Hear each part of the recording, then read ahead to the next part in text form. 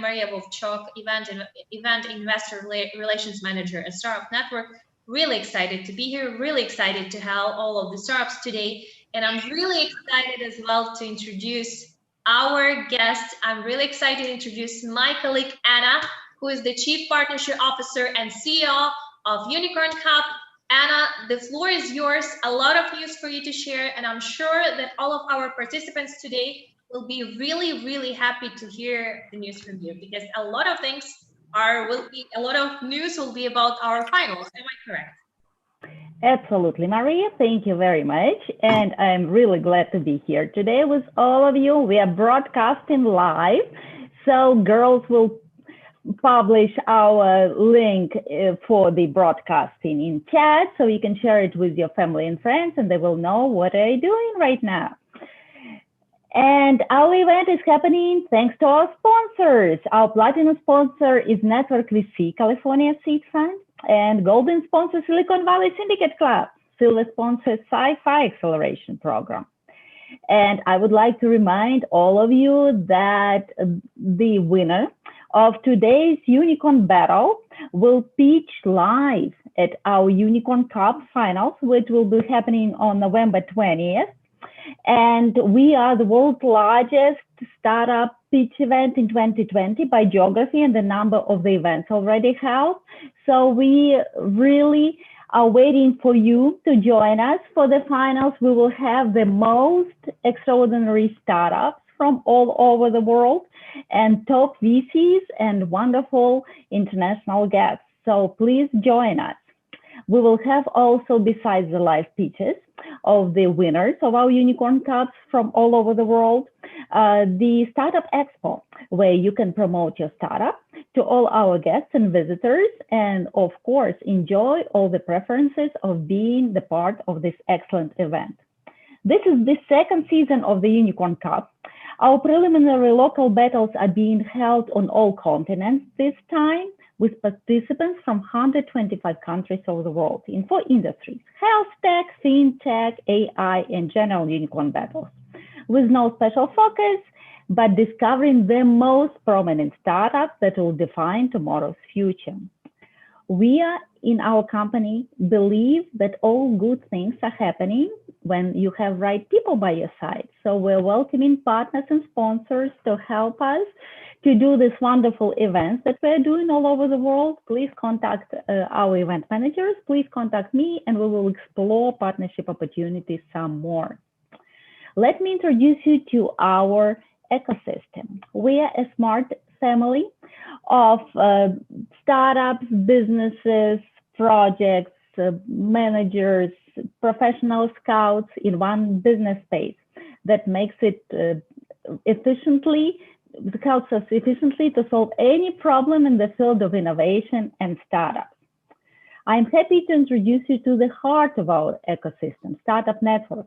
It's a marketplace for startups, businesses, investors, and service providers. Unicorn Battle is the oldest part of our ecosystem. It's an open competition where startups pitch for private investors and venture funds.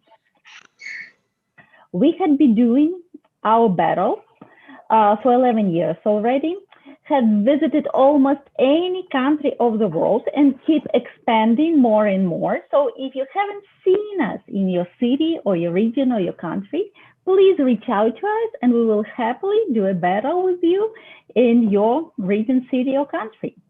We had done already 220 battles, do them on permanent basis in the USA, in Europe, in Asia, and doing really good, discovering really diamonds and extraordinary inspiring ideas that get our investors excited and make their dreams come true. Our network of the VCs keeps constantly grow, and we have wonderful people joining us every day for every battle. We had recently initiated a special program, Silicon Finance, designated for startups willing to apply to top American accelerators. We help them to relocate to the United States and grant them funds and services worth $50,000. We invite best speakers and mentors to coach our startups. So please check out our program. Network VC California Seed Fund is a recent part of our SMART family. It has two current strategies. First one, to participate as an investor in our pre-acceleration program for the chosen startups. And second one, to be a lead investor in our Silicon Valley Syndicate Fund. And what is Silicon Valley Syndicate Fund is about? I would like to introduce my colleague, Julie, who is Investor Relations Director in this entity. Julie, are you with us? Can you tell us what opportunities does Silicon Valley Syndicate Fund? Thank you, Anna. Hi, thank you, Anna. Hi to everyone. My name is Julia Prisazhnyuk. I'm Investor Relations Director of Silicon Valley Syndicate Club.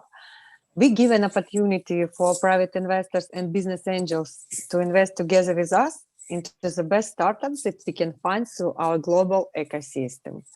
It is an international club. We are officially registered in the USA. Closed club meetings are held online 1 or 2 times a month. Contact me directly if you're interested to know more about the club. I will send my contacts to the chat. And good luck to everyone today. Anna? Thank you, Julia.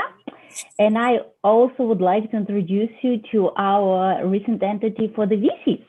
VC House is an invitation-only community for VCs where they can exchange deals they participate in as a lead investor. And what is more, this is also a platform for specialized offline and online events where VCs can find investors for their funds through like family offices and other entities. So please join us. You will see the contacts in chat. And I would like to return the floor to Maria, our wonderful host for today. Maria, the floor is yours. The event is rolling. Thank you, Anna. Once again, I would say that probably if we were on the stage, you would give a round of applause to our Chief Partnership Officer at Startup Network and CEO at Unicorn Cup, who was actually in charge of organizing this event, the previous events, a lot of events which are happening. So guys, today a lot of news are ahead. And as by the way, Anna mentioned previously before, we can see here that we don't have only the participants, we have also the attendees here in our Zoom room, but also remember, you have the chance also to watch us today on LinkedIn, on Facebook, on YouTube. So please ask your friends, they can support you, they can, by the way, vote for you. And about this, I'll tell you a bit later, because we will have one chance for the startup to, and this a bit later. But so far, I would like to really to say great thanks to our partners, which today are Klim, Sunrise, and 500 Startups. Our partners provide the opportunity of, first of all, our events to happen. They support us, and second of all, they also provide their prices as well and support for the startups. So a lot of things to happen. Then today, a little bit about our agenda. So we started at 11 a.m. New York time. Very quickly, very soon, I'll give the words to our jury. A lot of interesting things you will hear about them, and I think some piece of advice. After that, after the jury will present themselves, the startups will have the chance to pitch themselves. As I told you previously yesterday, before when we had a call with startups, you have 3 minutes for your pitch in live, and after that you'll have 3 minutes in Q&A session where a jury will ask you the questions, and based on it they can, for example, evaluate your startup from 1 till 5. After that, of course, we will announce the winner and the networking will start. So this will be like last official part of our today's event. And let me introduce our great jury who today is joining us. I think a lot of things and news they have to share. So far, let me just start with the CEO of our Startup Network, Alex Soroka. Alex, the floor is yours. How are you today? Hello, Maria. Thank you very much. Hello, everybody. Shortly, about our fund. Our Network VC California Seed Fund usually invests from 50 to 250K. We prefer to invest in the startups which are located in the United States or Europe, and we are industry agnostic. Thank you, Maria. Thank you, Alex. Really important, while our judges today are presenting themselves, please tell a few words which VC you are presenting, which industry you're most interested in, the geography and the check, like the biggest amount. This is like a few tips for you. So you have 1 minute each. So please, who would like to be the next one? And please be active. Henry, probably you today. You're here for the first time. Maybe you'll tell more about yourself, and also you'll make acquaintance with a lot of other judges today. Absolutely. Thanks for having me, Maria. Thank you for the team here inviting me as well. Great pleasure meeting everyone. Henry on here. I have my own firm. I do advisory work, a lot of CFO, strategy, operations, work with startups and medium-sized businesses. And I'm a venture partner for a venture fund. Areas of focus are fintech, blockchain, AI, ML, IoT, and consumer. And just to throw a little interest. Oh, check size. It's the first check. It's early stage seed. Well, not seed funds. Early stage fund with the focus. My areas of focus, I would say, probably late seed to Series B. More like in between of early stage and growth equity. That's my sweet spot.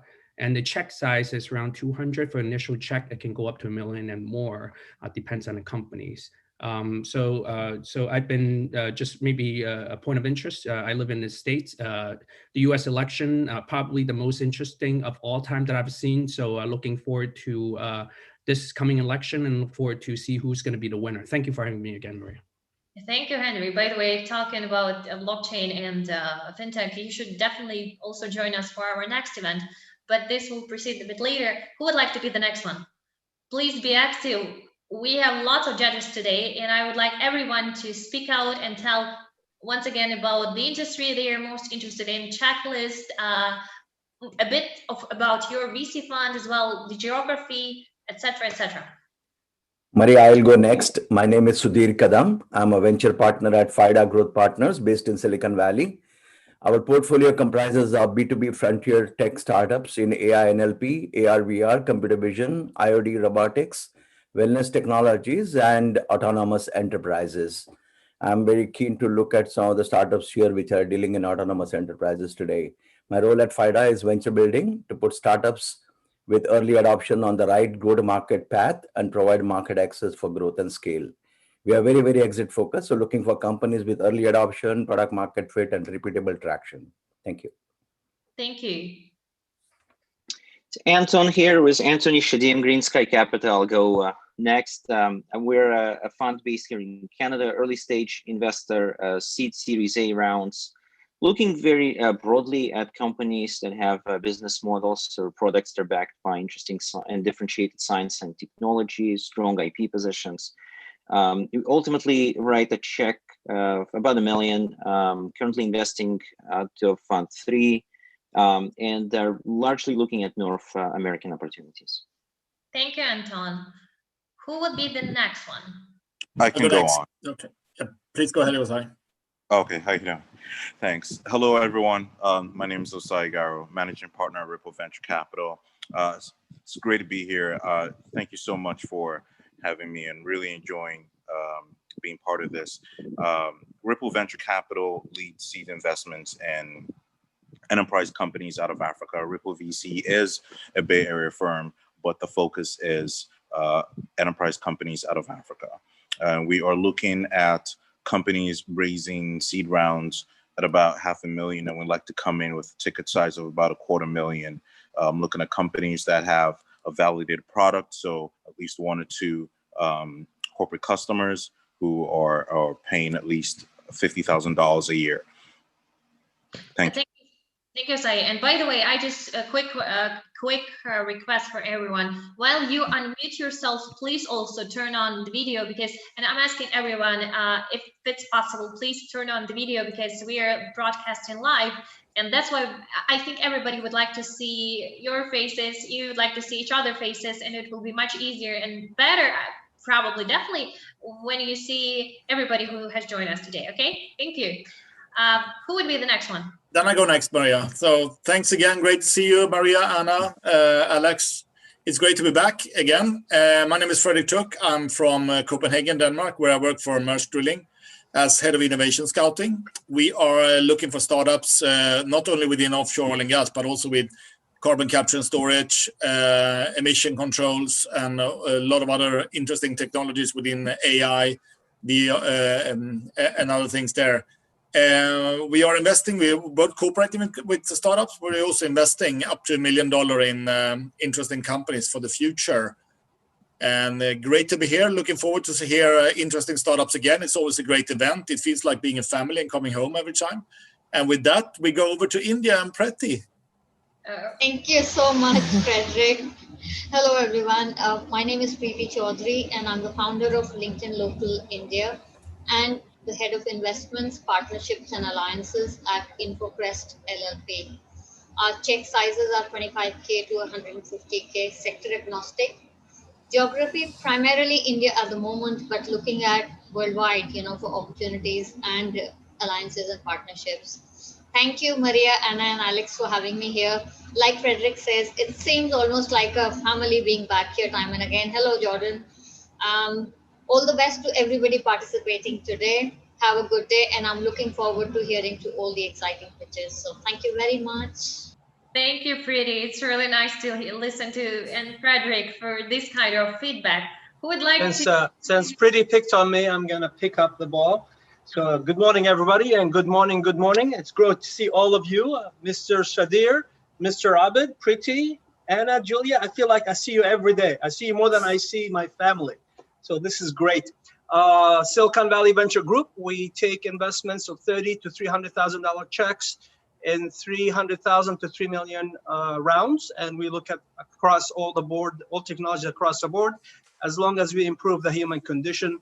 Very happy to be here. If you are a founder and you're about to pitch, make this count. This is the last to next event, isn't it? This is where everybody goes to the finals. And I'm gonna vote extra for the Americans because I'm from the Americas, so make it count. Thank you, Jordan. Who would like also to share maybe their experience? And by the way, really quick and be maybe also active, real active. Hi, Maria. Hi, this is Julian Mesho. Nice to be with you all. The managing partner of Verso Fund. We are late stage investors, so I'm probably a bit of a strange participant here. Our ticket size is usually 5 million plus in late stage situations. We're coming closer now to Series A seed rounds, where we like to take about 20% of ownership of companies. And we have this particular focus on education technologies. We're very keen with India, by the way, even though today the focus in the US. But we do also investments in food tech and clean technologies. So nice to be with you all. Thank you, Julian. By the way, again, request for everyone, if it's possible, please turn on camera, because as I mentioned, this time we're all the time broadcasting, but this time we're broadcasting on different channels, and I believe that a lot of people would like to see your faces. As for example, our partners, 500 Startups. Kate, would you like to join us right now? Hi everyone. Absolutely. Hope you can see me. And amazing to see everyone here today, as always. I'm Kate Saladas. I'm part of the investment team at 500 Startups. 500 Startups is a global venture firm and accelerator. We are industry agnostic. We invest in early stage, pre-seed, seed stage companies globally around the world. Our typical check size is $150,000. And on top of that, we provide our accelerator program, which has recently changed its format. And now our applications are open all year round, and the companies can join our program at any point of the year. So really looking forward to hearing today's pitches, and great to connect with everyone on the judges side. Thank you. Thank you, Kate. Maybe who would like to proceed? Can I go next? Go on. Hey, thanks Maria and Anna for having me over. Narayanan Ganapati, ANGUS Ventures, based in Bahrain. We invest in pre-seed to seed stage ventures, 25 to 100K check size. Sector agnostic, but if you look at our portfolio, it's more fintech, health tech, and AI companies. we recently launched a fintech crowdfunding platform of our own, which enables startups to raise equity financing by issuing securities tokens here in Dubai and in Bahrain as well. And very excited to be here. And I've had a look at the profile of the 10 startups pitching, so it's very, very interesting. Very much look forward to listening to their pitches. Thank you very much. Thank you, Narayan. By the way, you should also join us for our next FinTech battle, definitely, as well. Who would like to tell? Hi everyone. I'm Zahab Dirwa. I work as associate with ICU Ventures.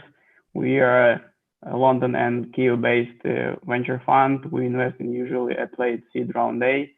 We invest up to 1 million into one story. We are sector agnostic. We mostly focus on Central and Eastern Europe, but we invest globally. Good luck to everyone, and let us all be healthy and safe. Thank you, Zahar. Really nice. Guys, this is Adil. I'm representing Share Ventures, and it's a consortium for angel investors as well as VCs. We do investment in early stage, so feel free to check our website, shareventures.com. Thank you, Maria. Thank you. By the way, if you want to, you may also do this in chat. I want also to thank Lydia who is supporting us today, Julia, who's also here in chat to help you if you have any questions, any technical issues as well. So please also chat. We're also inviting you to do that. Who would like to be the next one? Who would like to jump in right now? I nominate Jessica Wang. There she is. Oh, by the way, yeah, Jessica Wang, I'm a partner at IMP Capital. We're a VC firm having offices in Vancouver, Canada, Waterloo, Canada, Sydney, Australia, and China. So our motto is to help visionary investors find their unicorns. So the unicorn battle is our great ground, yeah, looking forward to seeing some of the companies, the contenders this time. Thank you, Jessica. By the way, in this case, probably I'll ask you to be active. Abik, maybe you would like to jump in right now. I'm Roger King. Hi, how are you today? I'm good. I'm the founder of Bay Angels. We've been raising money and investing in early stage technology companies here in Silicon Valley for the past 25 years. We're industry agnostic. However, we tend to stay away from medical devices and large hardware plays, anything that takes too much money and too much time. I'm also the founder of a recruiting company called Chief People, where we build the engineering and executive teams of early stage technology companies. Thank you for having me. Thank you, Roger, for joining us. As I also mentioned, who would like to introduce himself next one? Maybe Abid. Please unmute yourself. 1 second. There you go. Hi, this is Abid Malik from Indus Venture. We are heavy on mentoring, low on the funding because we spent the last of our funding, but we are creating a new fund, hopefully within the next 3 months. We were based in Silicon Valley for 20 years, but currently we are based in Kansas City, Missouri, and trying to open an office in South Asia. Thank you so much. Tom, maybe you would like to jump in. Hi. And please unmute yourself as well. Yeah. Hi, everyone. I'm Tom Kosnick. I'm a partner at Founders X Ventures here in Silicon Valley. We were founded in 2016 by Helen Liang. Yay. We are seed stage and pre-seed. Check sizes range from $100,000 to $500,000 at that stage. And when we see growth, we will invest at Series A 5 or 10 times that amount. Let me do one quick look at the latest on where we focus. So we really love deep tech, and we focus on deep tech and enterprise, AI and big data, quantum computing, space technology, sustainable energy, fintech, food tech, and occasionally ed tech.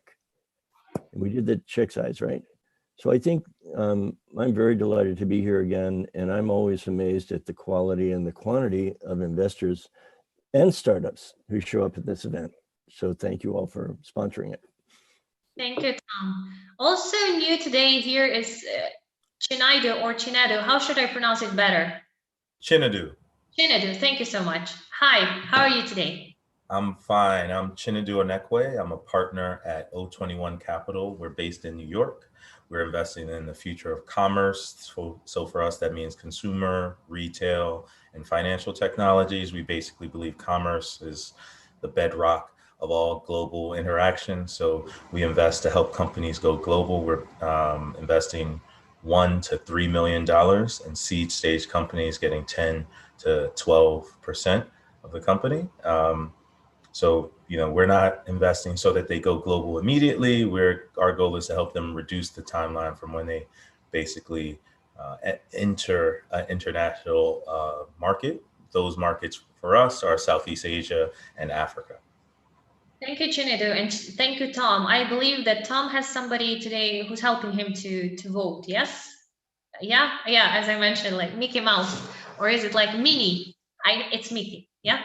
Oh, you're I'm asking you, yes. So you're Minnie, are you saying? No. The first thing I thought, no, it's Mickey, because I thought Mickey. it was possibly Minnie. Yeah, no. Oh, Strictly Mickey. Bill, is it Bill already? 1 second. Oh, you have already, Mickey on your cup. Really nice.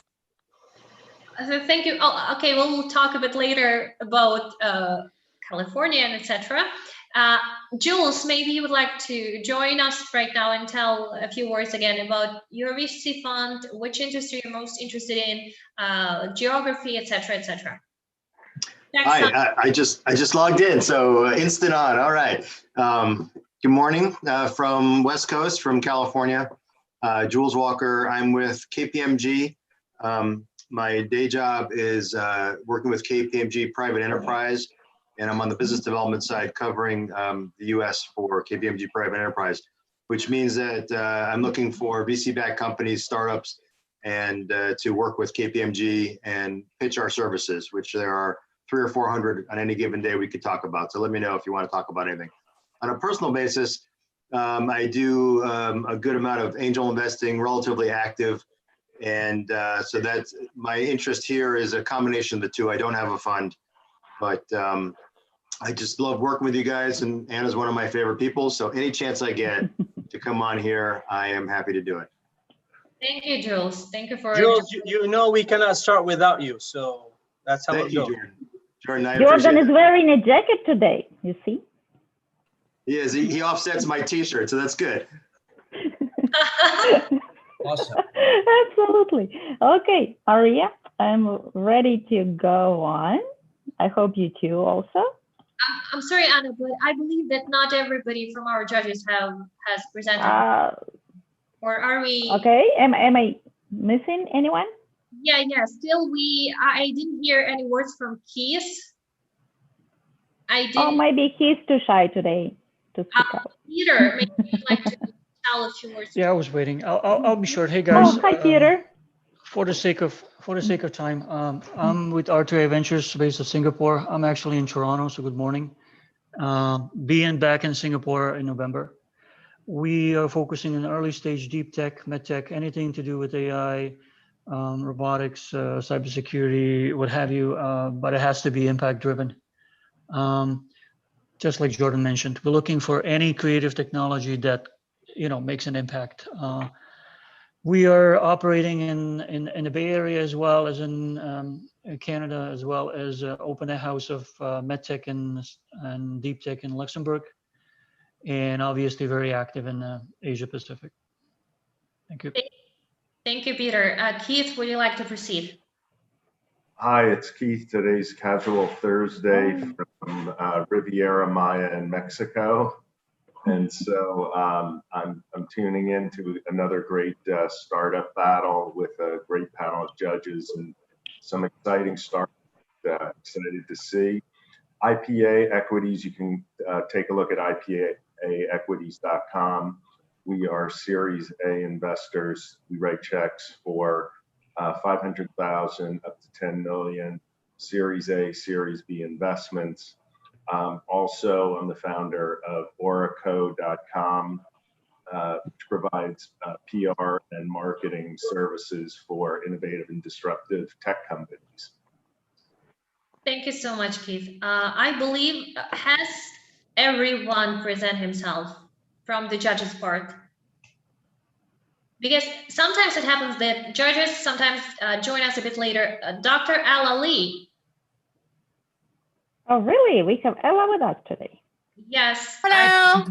Oh, Ella, long time no see. How great that you're joining us today. I know, I'm still alive. Oh, that's good. That's a good news. Tell us a few words. How are you today? As previously our judges were saying about their VC fund, which industry they're most interested in, which startups, check size, geography, etc., etc. Sure. For those who do not know me, I will give a short introduction. So my name is Ella Lee, and I'm the partner of CGC Innovation Fund and also VP of CGC Capital. So our partner company is ZDG that manage Z Park, the largest hub in China. So we have an innovation center in Silicon Valley, and myself also manage several funds, including fund of fund and also VC fund that targets the company in the global scope. So myself is a scientist turned venture capitalist, and I have special interest in therapeutic investment opportunities from drug discovery to commercialization stage, and also look at the deals in AI, MedTech, and also IoT sectors. So regarding the fund, as I mentioned, we have fund of fund, so that invests not only directly the company, but also funds. And also the VC funds that we have, the funds invest from the early stage to also the B round. And sectors also the hard technology. Yeah, this is basically about our company and also myself. Thank you, Ella. How's everybody has been speaking right now? Because we don't want to miss anyone. We have enormous expert board today, Maria. Oh yeah, really strong. And I'll tell you that there is a chance some of them will join a bit later, because sometimes it happens. Sometimes it happens like during the previous battles. So yeah, we can go on, and if we see somebody, we can always come back, right? Yeah, sure. In that case, let me proceed, because here becomes one of the most exciting parts and one of the most challenging at the same time of our battle, because we are about to start. The startups are about to start pitching, and what's really important to note for the judges, when you received previously in your email a link to Zoom room, you also received a link to your voting. So you'll have the chance, visit our Unicorn Battle website. You'll have the chance, you'll see the list of startups. Please listen to them carefully during their presentation. And first they'll have 3 minutes. And I have a question, 4 minutes for questions or 3 minutes for questions, Anna, we're having today. 3 minutes, yes. 3 minutes for questions, 3 minutes for Q&A session. During this time, please listen carefully to them, evaluate them from 1 to 5. But please be very active during this time, because after the last startup finishes its pitching, very shortly afterwards we'll close the line and there won't be a possibility to vote for them. So this is really, really important. Now, also, we would like to say that our viewers, your vote also matters, because you'll have the chance to choose your favorite. So not only the judges will have the chance to vote for the winner, but also we'll have the winner who will won the hearts of our viewers, of our audience. So I think it's also a really important prize so far. And also, I would like to present today our top 10 startups which made it like to, I would say, not still to the final. Only one will make it to the final, but we'll have today like 3 prizes, 3 places, the third, the second, and the first. The first one will get to the final. Today we are having High Point, Safe Deploy, Distantology, Bribe Marketplace, Envicor Inc., Natron, Bits2Bet LLC, Hubster Inc., WebGap, and HubZero. We are really excited to have you today, and moreover, the Start Pay Chain will start very soon. As I previously mentioned, you have 3 minutes for pay chain and 3 minutes, sorry, for Q&A session. By the way, really important message, and I would like to listen to this, everyone, every founder of a startup, of each startup. We recommend not to mention out loud any fundraising, because we are broadcasting all over the world, and some countries have restrictions for that in this regard. So please use chat or other channels of communication for this particular reason. And thank you. And based, as I mentioned, on the results of judges' online voting, one startup will be chosen as the winner to present itself in our Unicorn Cup finals. And I hope that definitely the best will be the winner today. I'm wishing you good luck, and maybe is everybody from our judges panel is ready? Because in this case, I will ask our first startup to start. Yes, I can see that almost everybody's ready. So High Point, Alex, if you're ready, please share the screen, and we are about to start your pitching. Today you'll be the first one. Hello, everybody. Can you see my screen? Yeah, we can see, and please make it like full screen, and whenever you're ready, we may start. Okay. So, hi, my name is Dr. Alex Ivanenko, and I'm a co-founder and CEO of High Point. We make zero-emission air transport possible. Today, approximately 10% of overall human climate impact comes from aviation. By 2050, it's expected to account for 25% of global greenhouse gas emissions. So you can't solve the problem of climate change without zero-emission air transport. But the arrival of zero-emission aviation has been limited by energy density of lithium batteries energy density. It takes 500 watt-hours per kilogram to fly a plane for 600 miles, and current lithium batteries have only 200. This is because air vehicles are more energy intensive than land vehicles, since they need additional power to lift off the ground and during the flight. Hydrogen fuel cells have a necessary level of energy density and potentially could work. The only thing that prevented using hydrogen in aviation so far is specific power. It takes 1500 watts per kilogram, but existing fuel cells have only 600. And we solved that. We managed to build the next generation hydrogen fuel cell system with both high specific power and high energy density, exactly what aircraft engineers are looking for. Our technology directly disrupts $1.6 trillion aviation industry. And based on expert estimates, our technology unlocks $25 billion market. And that's supported by real traction. We have already signed $2 million in development agreement and $10 million in LOIs. And these LOIs represent a potential order book that, if executed, could generate revenues up to $9 billion in 10 years. And all that is possible because of an exceptional team. My co-founder, Brian, he is a father of fuel cells, and he's an inventor of high-temperature membrane. My other co-founder, Sergey, spent more than 15 years in fuel cell research, and he was a member of Ginsburg Group, who was a Nobel Prize physicist.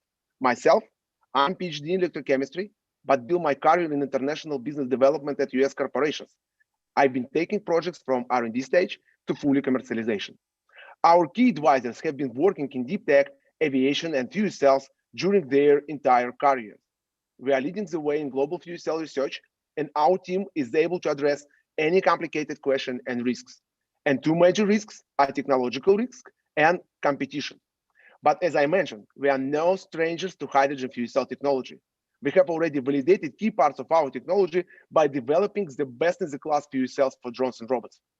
And new inventions such as catalyst recipe, bipolar plates, and turbo air-cooled system makes us different and protect our leadership for at least 5 years ahead. So we have technology, proven track record, and a team that has the potential to revolutionize the multi-billion-dollar aviation industry globally. If you would like to join us in our journey, come talk to us. Thank you. Thank you, Alex. By the way, really quick question from the judges.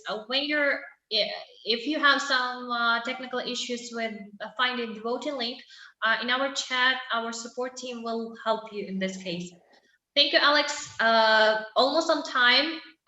If already, we may start our question session today. And the time is right now. Who would like to be the first to ask Alex a question? Alex, this is Jordan. Thanks for the presentation. This is a very heavy duty industry. What's your valuation play for the next 2 or 3 years? How do you improve the value for what you're doing right now? So right now we're building a short stack. Short stack is a core part of our system, and where a lot of technological and fundamental validations are concentrated. And the short stack will be ready in November. Based on our agreement with our customers, we should deliver the first model of 15 kilowatt system in the first quarter of next year. And in the first quarter of 2022, we should deliver the full scale system like this, but in the first quarter of 2022 for the real flight. Thank you. Who would like to be the next one? I didn't quite get the answer, Alex. Do you want to try it differently, please? Say it again, please. I didn't get clear answer on how do you increase the value of your business right now. The investments we take now, how would that increase? I didn't get a sense of how do we protect the investment through the work and the development and so forth. Is it IP? Is it contracts? How do you get to the next level? Yeah. So we have right now we have portfolio in our portfolio that I'm on more 10 customers, and some of them is top tier aircraft components manufacturers. So we are collaborating with customers who are participate in the program of Airbus. Airbus, if you remember, last month presented their strategy to develop hydrogen passenger aircrafts, and right now we are validating our technologies with them. And this is our strategy to work with and supply, to take a place in the supply chain for that project. Thank you. Who would like to be the next one to ask the question? Alex, can you comment Zero Avia? I've heard that they have already flight once. Yeah, so this is one of our customers which we are teaming with, and we are signing agreement with them. And as I said, in the first quarter of 2022, we have to deliver them the full scale system for the real vehicles and for the real flights. And Zero Avia right now is the #1 in zero CO2 emission powertrains manufacturers. Do they use your products today or no? Not right now, no. They are using different types of fuel cells, but they also, working with us, and we really believe that high temperature membrane is much, useful in comparison, and it has a lot of advantages with current systems, which the Zero Avia use. Thank you. The time is up. Thank you, Alex. This time we're going to proceed with our next participant, startup number 2, say deploy. And Voiker, are you ready? Whenever you're ready, we may start with the time. Yes, I am. Thank you. Sure. So my name is Voiker Dam, founder and CEO of SafeDeploy. For field deployments, we are going to eliminate the business impact of software issues in production. Just want to highlight our traction right now, which actually is that we have our first pilot customers in place, which is the customer SAP. The next one is Velocity Z, which is a Florida-based company in CI/CD pipelines. As well, some of those negotiations are very well. So I expect the next weeks into this field of first pilot customers. So what is the problem? Right now in the daily DevOps life, they have a complex installed CI/CD pipeline. And if they roll out new deploys, in 2/5 of those cases, those new deploys creates a huge business impact, which means this costs the companies a lot of money. We provide a solution for the full visibility into their application tech stack, also automatic testing for the whole application before it gets in production, and that makes sure that all pre-existing functionality works in each new release. That saves the company a lot of money. How does it look like? So actually what we do is we can compare two different versions of the same application. We can show the difference between the existing and the updated version in the code lines or something else. As well, we can raise alerts for failed transactions or everything is breaking or not working in your new release. Our business model consists of two sides of the equation. So we actually charge $11 per user per month. As well, on the operations side, as we need production data, we are charging $99 per host per month. So the market consists of the observability and analysis tool market based on the Cloud Native Computing Foundation definition.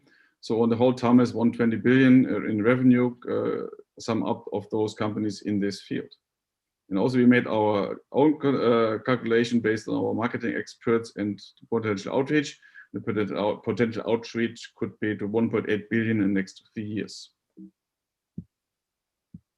So if you compare us with the others in the field, so we actually first in town, which can provide a production downtime, which is very low, as well a fault detection capability, which means we can give recommendations to developers saying, if you do this, then there's a high chance or a 90% chance to fail. If you do that, then it's only 20% chance to fail.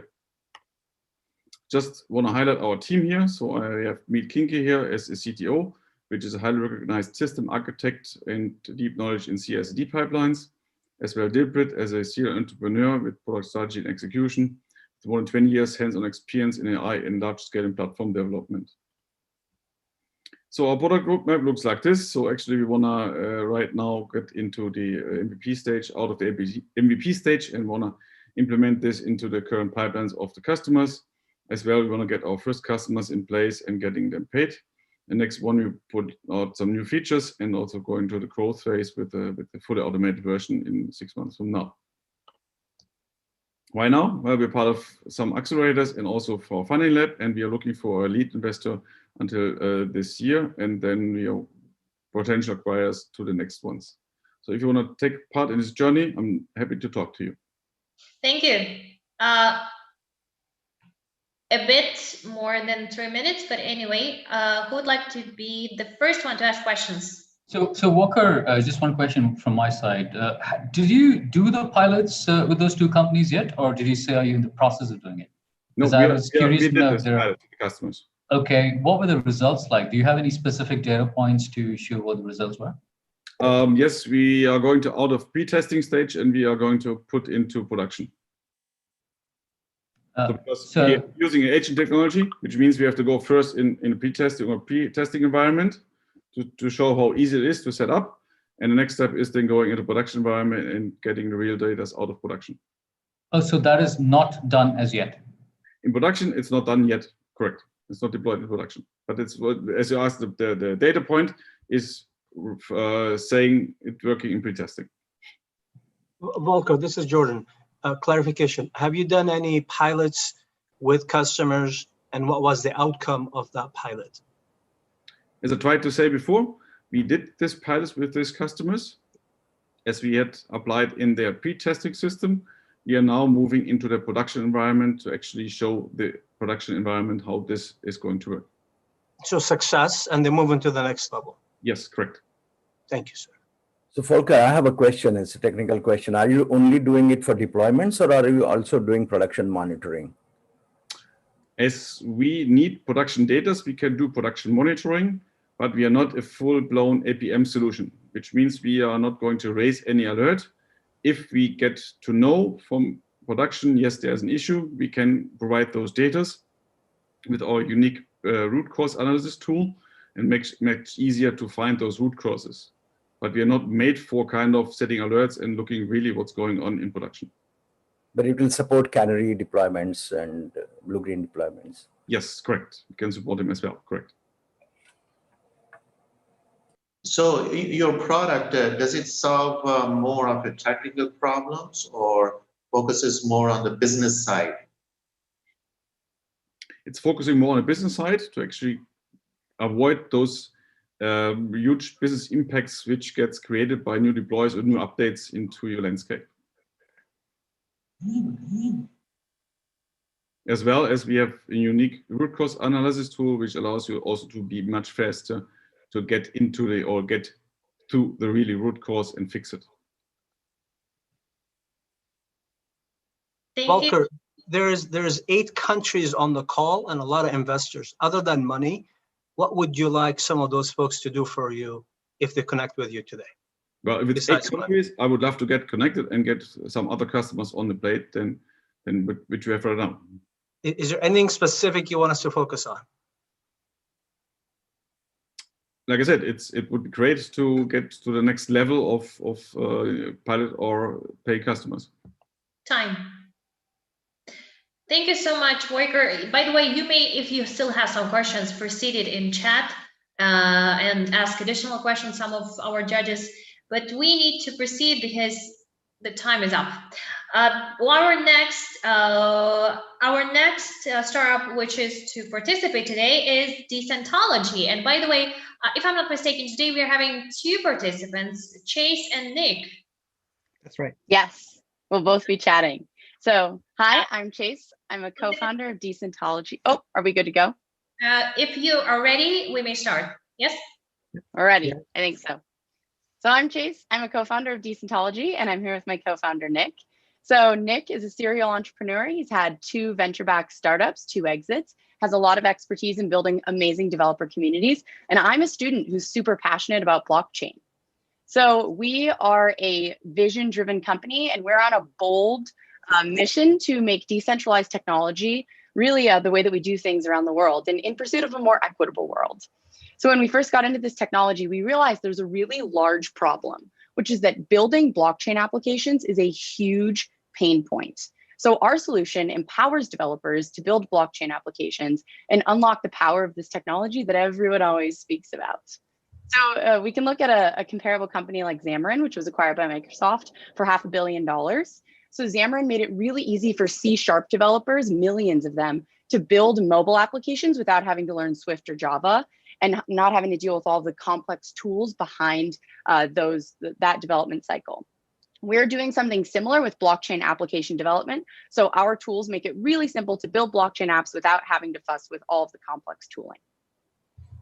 And let me tell you about our amazing SaaS platform called DAPPSTARTER, which reduces the time and cost of blockchain app development by 80%. A developer comes to our site and chooses from feature modules, very much similar to Lego blocks, and we generate a full stack application for them, including a web UI, blockchain smart contracts, unit tests, and Oracle service. And then we allow the developer to download that code. They can then focus on building that locally on the development machine while connecting with the tool chain in the cloud. They can build for free, they can test for free, but once they are ready to deploy in our SaaS freemium model, they have to have an active subscription for the life cycle of their app. In addition to that base subscription, we also have some per transaction fees. Now, we are competing in a very large and growing market. Our segment is projected to be about 2.2 billion by 2023. Our competitive advantage is our modular approach, which allows us to scale. Our other competitors have fixed templates, and their revenue model is primarily around consulting services for modifying those templates. Ours is a product-centric approach. We've partnered with some of the best in the blockchain industry, including organizations like the World Economic Forum. And right now we've hit a revenue of $75,000 US from partners for integrating their platform within our own platform. We've also had over 1,000 projects generated, and that's growing very quickly as we continue to expand out our ecosystem.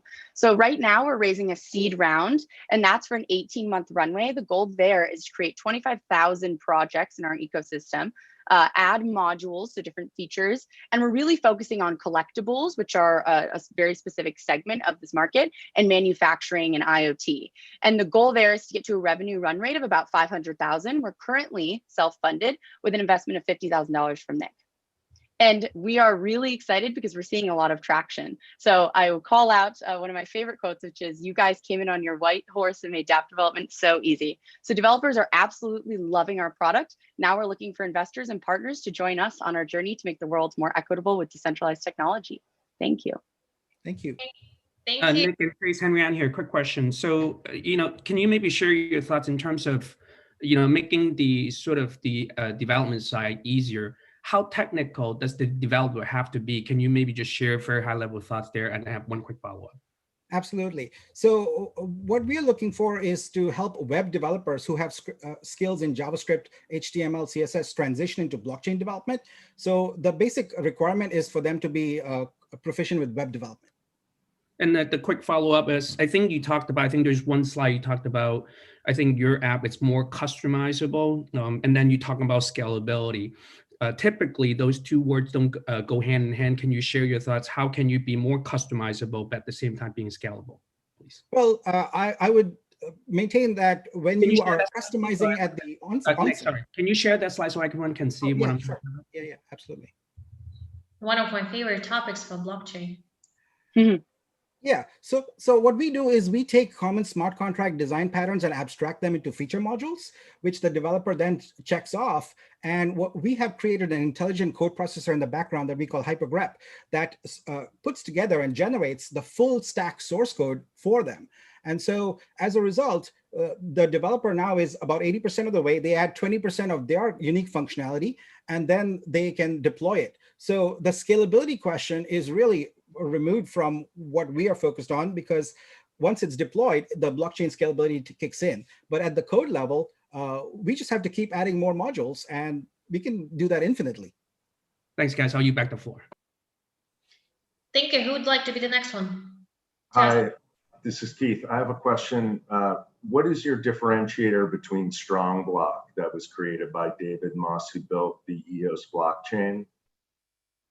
So one of the unique characteristics of our platform is we are blockchain agnostic. So we support 3 blockchains right now, and we are continuing to grow. That's the horizontal way of expansion. And then vertically, we are going to continue to add feature modules. I'm not familiar with that platform, but I believe it was template centric, whereas ours is customizable, more like Lego blocks, as I mentioned.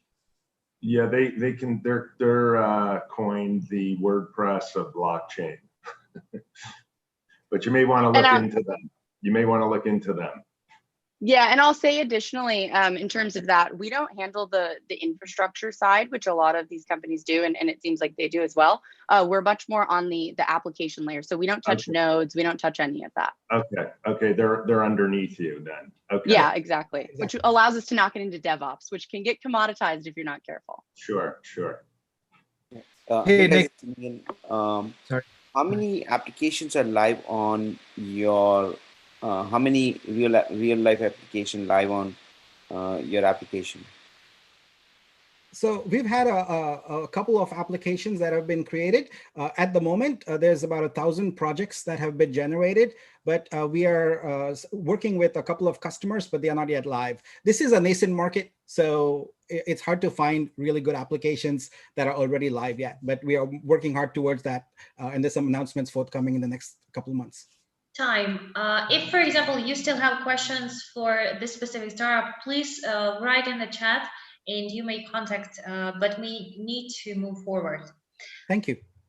Thank you as well. Next one after Nick and Chase, we're going to have Ihor with Bribe Marketplace. The first startup is about to start pitching. Ihor, if you're ready, we may start. May you unmute yourself, please? We don't hear you right now. Can you hear me now? Yes. Are you ready? Okay. I am ready. Yes, start. Hi, my name is Igor Fedenkov, and I am the CEO, co-founder of Bribe, the only full-service marketplace for influencers right now on the market. And recently, my daughter asked me if she can have 5 Cokes per day, just like Warren Buffett. Well, little did she know that Mr. Buffett is actually heavily invested in Coca-Cola, about 16 billion. And whatever he does, whatever Britney Spears does, whatever Madonna does, whatever Kim Kardashian does, is followed by millions of people all around the world and without any question. Influencer marketing is scheduled to break $10 billion in 2020.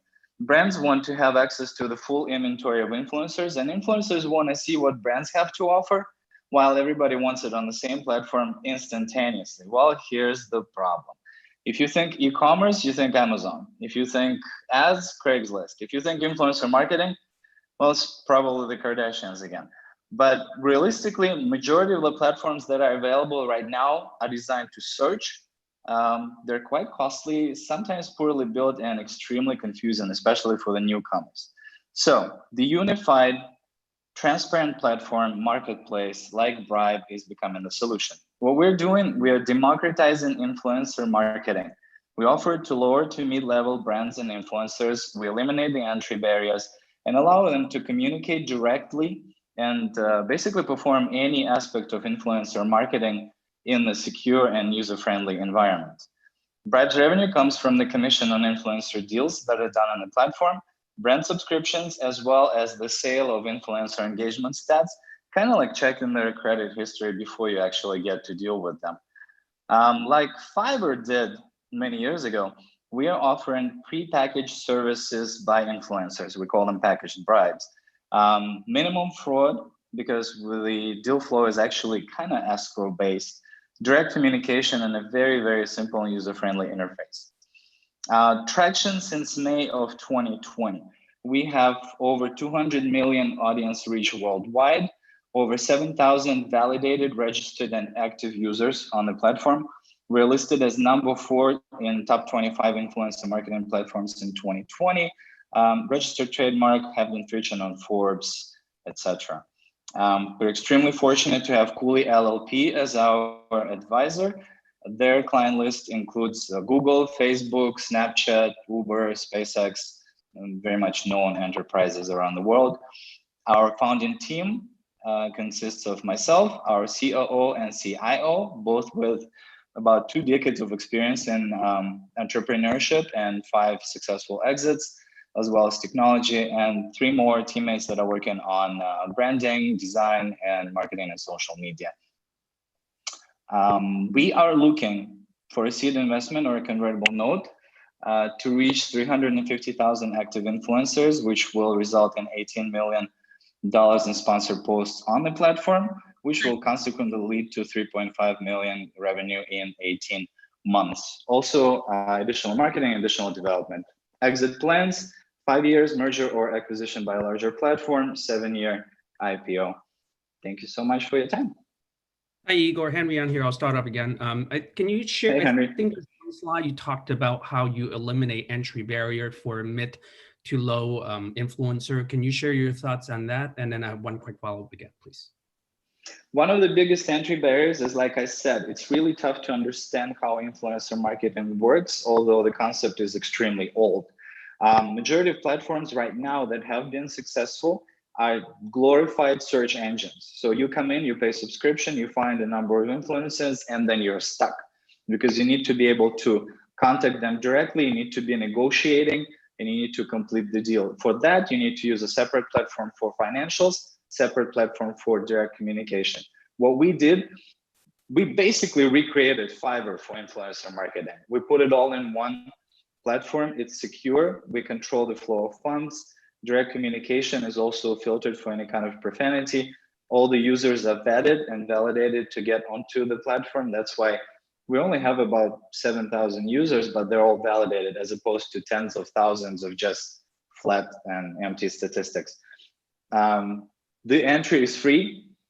Majority of information is extremely transparent. Brands can come in and actually check out the influencer list before subscribing. Influencers can come in and search through requests posted by brands. The moment they actually get into the transaction, that's when we start earning the transactional revenue. Got it. And the follow-up question is on traction. Can you show that slide for 1 second? If you don't mind, yeah. So I think that, yeah, so I'm looking at it. So 200 million plus audience reach worldwide. What do you mean by that? You have 200 million followers? What is that? All the way to the left. What is that? Correct. The 7,000+ users that are right now, their combined following on 5 major social media networks accounts to about 257 million. Oh, so the worldwide. registered users have to follow. So you tag on the registered. Okay, no problem. Got it. Thank you. Yeah, when the user registers, they actually tag on all of their social networks to the platform.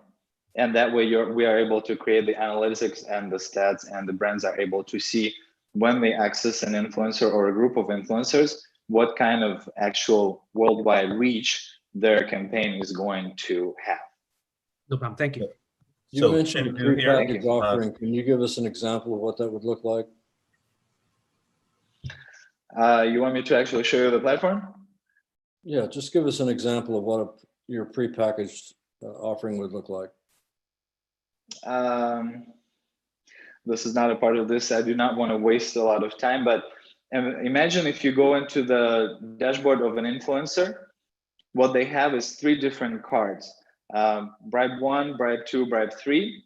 And the first bribe, let's say, says, I will share your post on my Instagram for $10. The second one says, I'm going to run a story for 3 days. I will post on Instagram and Facebook for $20. And the last one says, I'm going to run a week-long campaign for your company for $200. Our bottom limit is $5. Our top limit right now, one of the NBA players did a Nike post. One post ran $25,000. So, I'm sorry. Let's talk some more, Chinadu. You may proceed, by the way, discussing all the details again in chat. Please do that. The only thing that we need to proceed because the time is limited here. Thank you, Igor, so much. The next one, our 5th today startup is NVCore. And Shahrukh, if you're ready, we may start. Please unmute yourself. Yes. Yeah. Can you hear me now? Yes.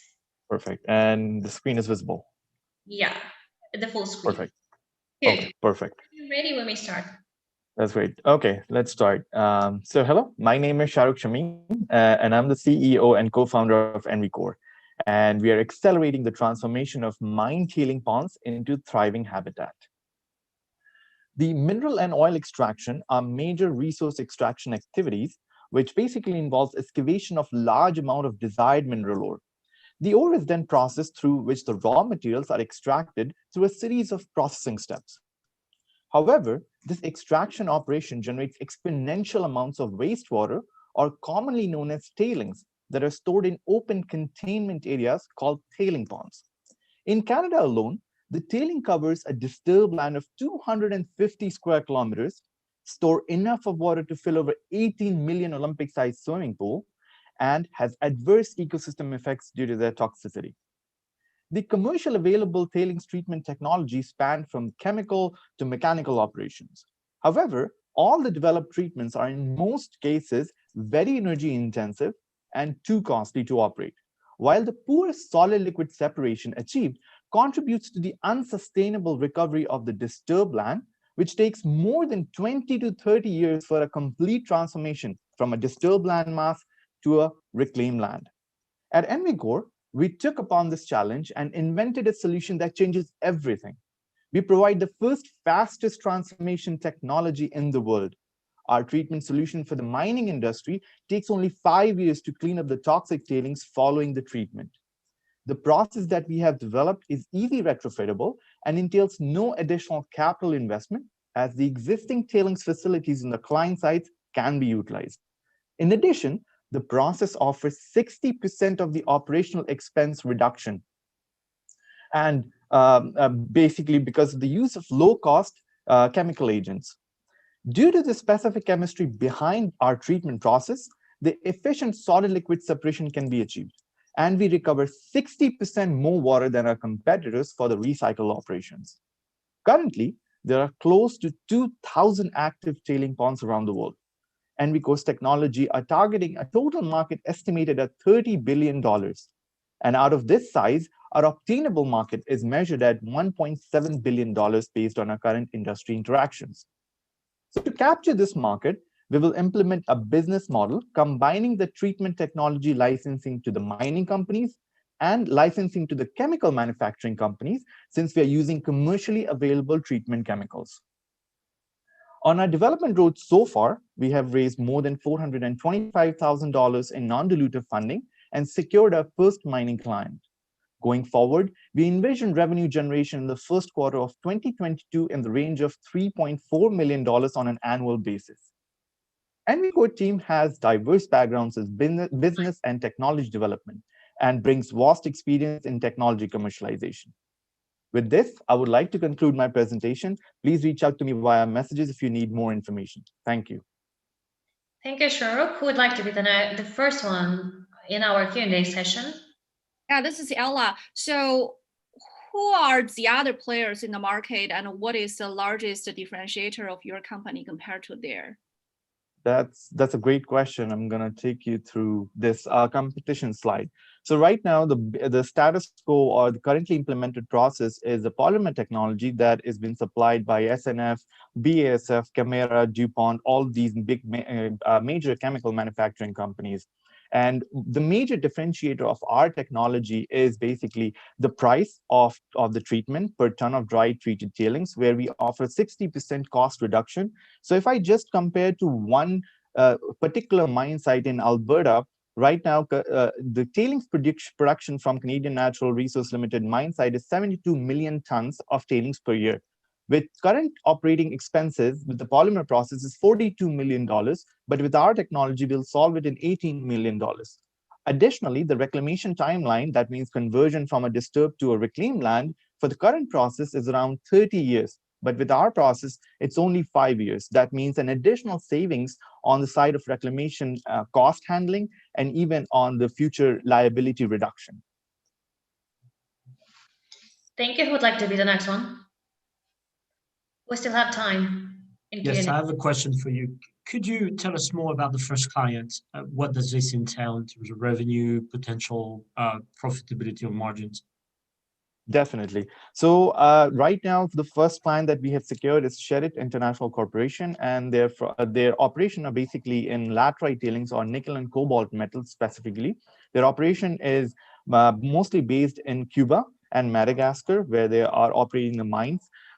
In terms of revenue generation, we are working on developing our revenue model, but technically our whole motto is to co-develop our technologies with the mining company. And for the initial phase of technology validation, we are looking for a revenue of 150,000 Canadian dollars for the initial tech validation, TRL 4 to 5 stage, and then additional of, I would say, $1.1 to $1.5 million on an annual basis if the technology is applied on the field scale.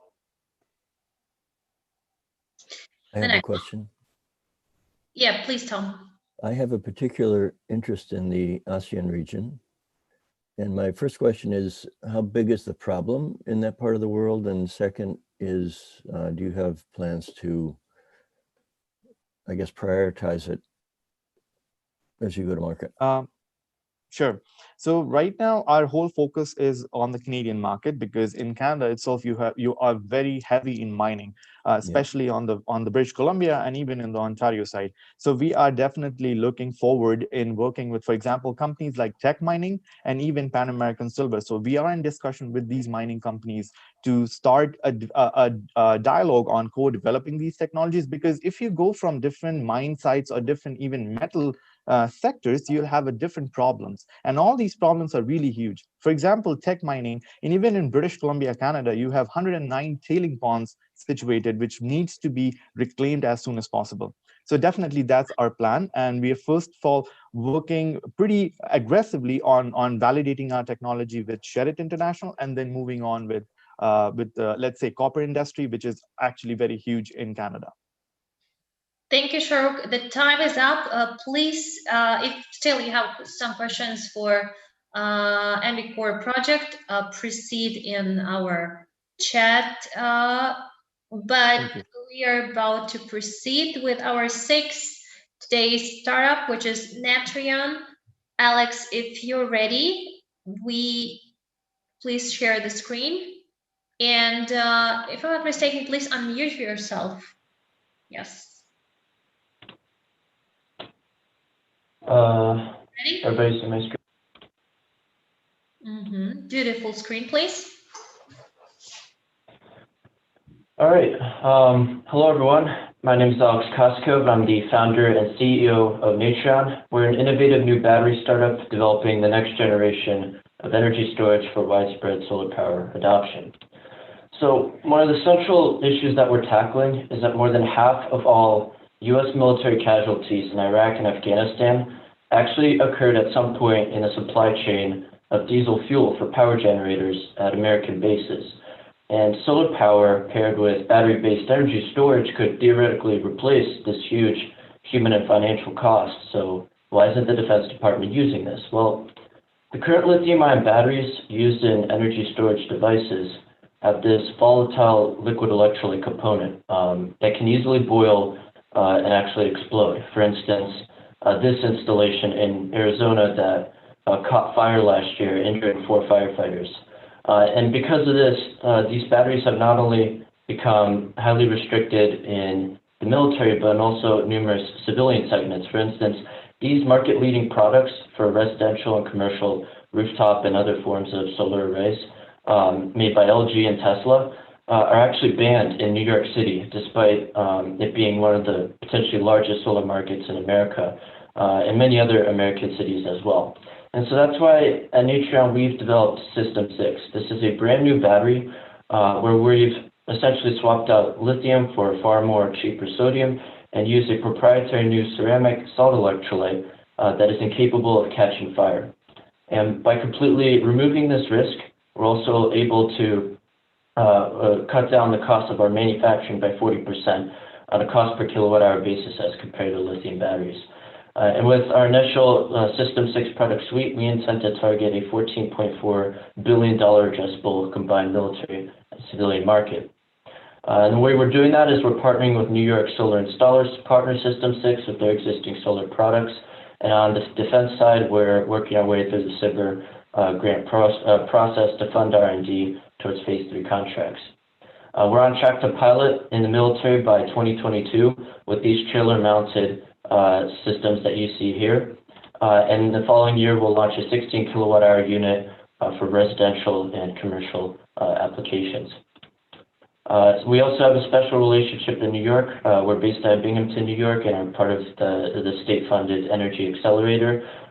So we have a great network of solar installers and utilities to work with. Our team is led by yours truly, my partner Tom, with aspects of R&D, led by Nick Vidadell of City University of New York and Professor Liu of Binghamton University. We're also advised by Harlan Kafalis, a base commander at Fort Sill in Oklahoma, as well as Alex Gorsuch, who has developed over 200 products for the Defense Department. Thank you very much for listening, and I look forward to answering your questions. Thank you. You're right on time. Who'd like to be the first one to ask a question? Maybe I missed that. How do you charge your batteries?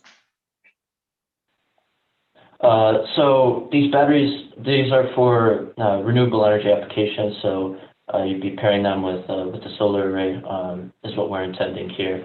And they'd be able to provide 10 hours duration of backup storage to make that a dispatchable system. Okay. So we have a question. So why would I go with you and not Tesla or Energport? There's a lot of solutions that are for solar power storage.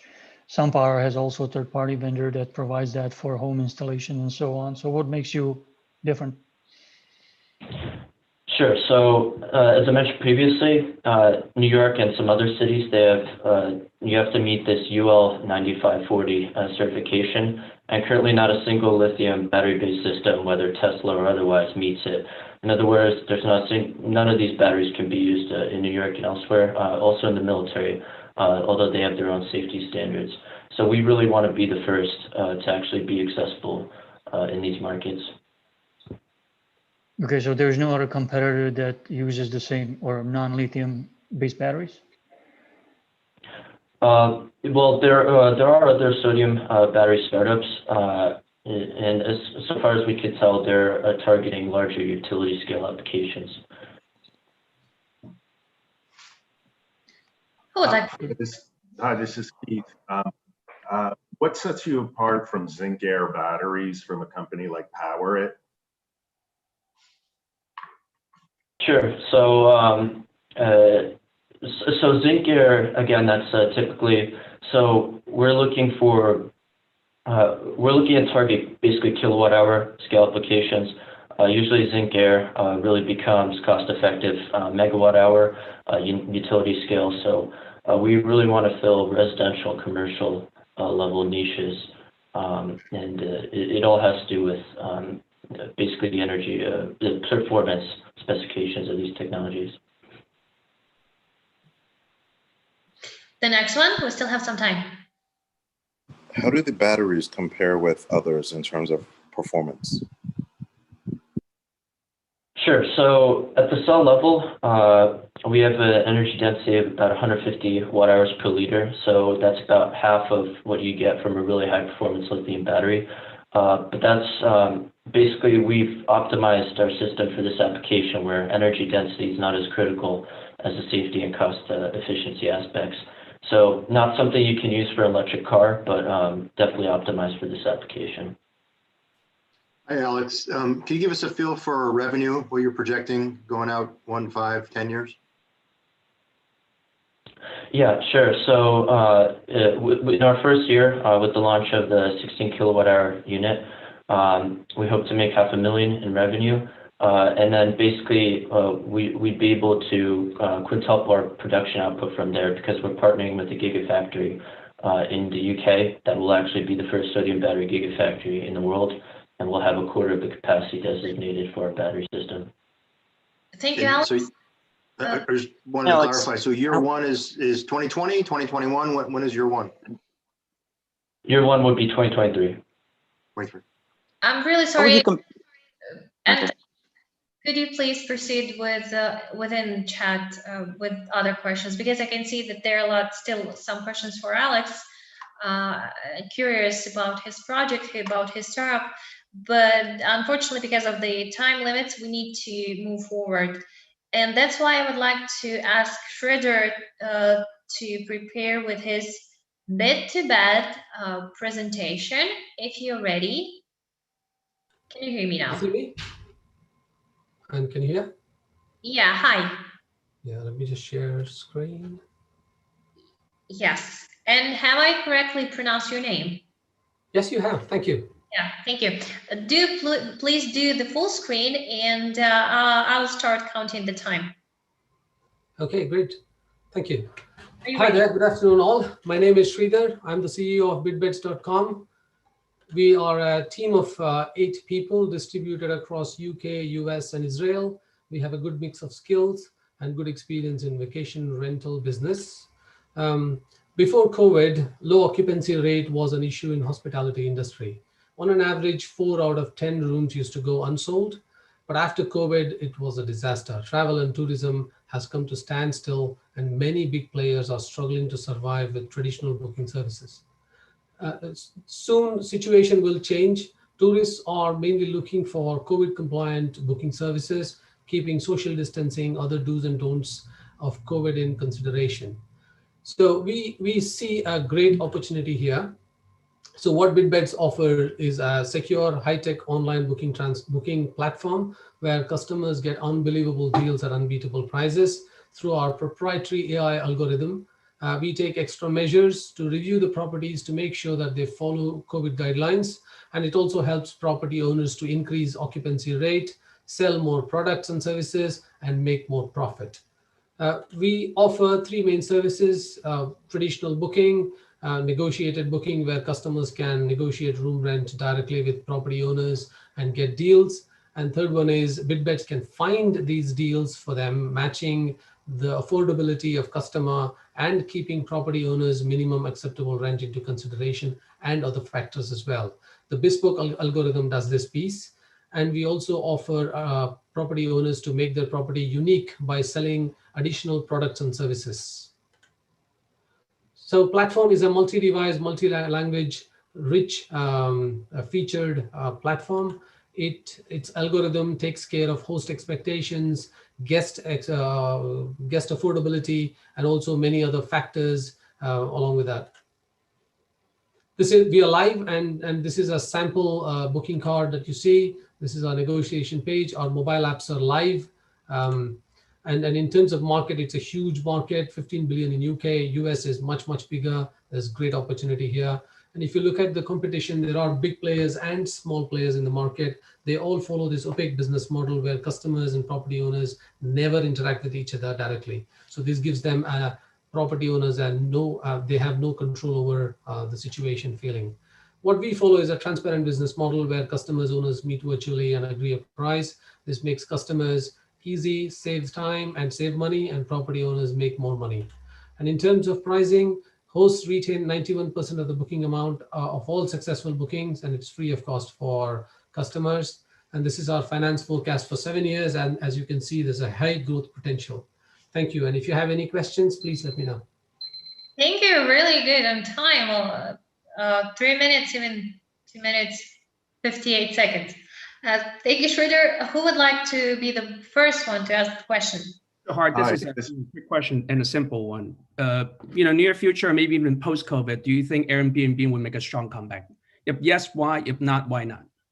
Well, the biggest challenge that Airbnb will have is to change their existing systems and ways of working to model this. And I'm sure they will come back. And what we have is a key technology advantage because we've already started, the platform is live, and we anticipate that there's going to be about 10 to 12 months of lead time that we get, which is where we want to capitalize and capture the market. And we might become a potential opportunity for them to take over.